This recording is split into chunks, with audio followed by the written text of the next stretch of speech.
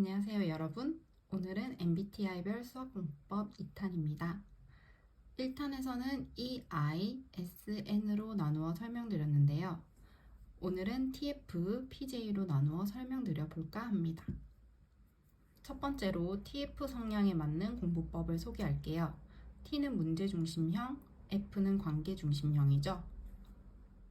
T 성향의 아이들은 문제 해결이 중심이기 때문에 한 문제의 해결법을 문답식으로 찾아가는 방법이 적합한데요. 일명 소크라테스식 문답법이라고 하죠. 스스로 추론하고 그것에 대해 서로 반박하는 과정 속에서 많은 성취감을 느끼고 문제 해결력이 높아질 것입니다. T 성향인 친구들 중에서는 개념을 파고드는 성향이 짙고 분석력이 탁월한 친구들이 많습니다. 다만 시험에서 풀리지 않는 문제를 끝까지 붙잡고 있게 되는 경우가 있으니 주의하기 바랍니다. 그리고 수학에 관심이 없는 학생들은 아예 손을 놓을 가능성이 크기 때문에 자신의 진로와 관련 있는 문제 상황 속에서 수학적으로 사고하는 기회를 가지는 것이 필요할 것입니다. F 친구들은 T 친구들의 방식으로 논쟁을 하면 마음의 상처를 받을 수가 있습니다. 그렇기 때문에 친한 친구들과 소그룹을 이루어 협력적인 토론 수업이 적합한데요. 서로의 풀이 과정을 듣고 틀린 것을 지적하기보다는 창의적인 풀이법을 칭찬해주는 분위기를 형성하는 것이 좋습니다. 또 선생님과의 관계가 좋다면 훨씬 수학 공부가 좋아질 수 있는 아이들이기에 선생님과의 관계도 아주 중요하다고 생각합니다. 또 수학 개념을 이해하는데 연결성이 중요하게 작용하기 때문에 수학 역사 또는 실생활 상황과 연결지어 개념을 받아들이는 것이 효과적일 것입니다. 관계를 중시하는 만큼 인간관계가 힘들어지면 수학학습에도 좋지 않은 영향을 미칠 수 있기 때문에 인간관계에 휘둘리지 않도록 주의하는 것이 좋습니다.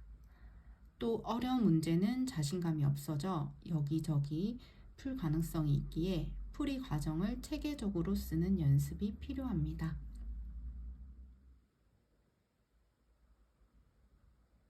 두 번째로 PJ 성향에 맞는 공부법을 소개할게요.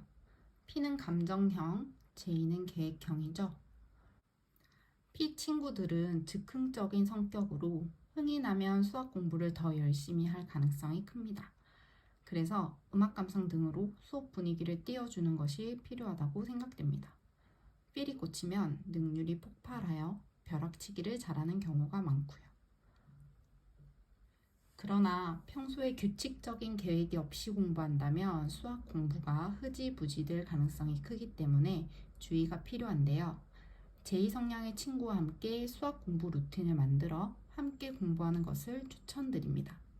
그리고 공부 방법에 살짝씩 변화를 주어 지루하지 않게 하는 것도 큰 도움이 될 것입니다.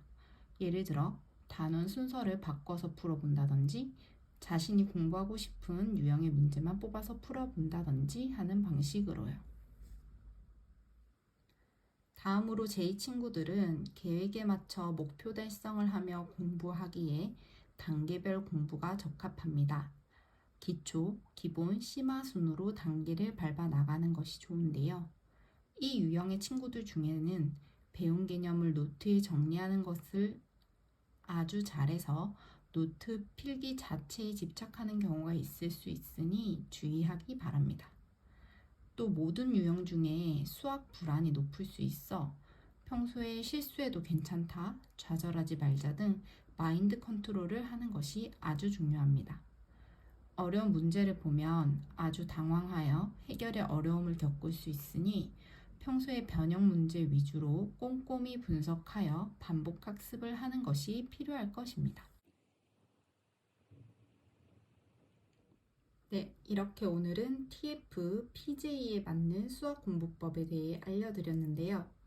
제가 제안한 방법을 토대로 수학 공부법을 실천하여 조금이나마 도움이 되기를 바라봅니다. 시청해주셔서 감사합니다.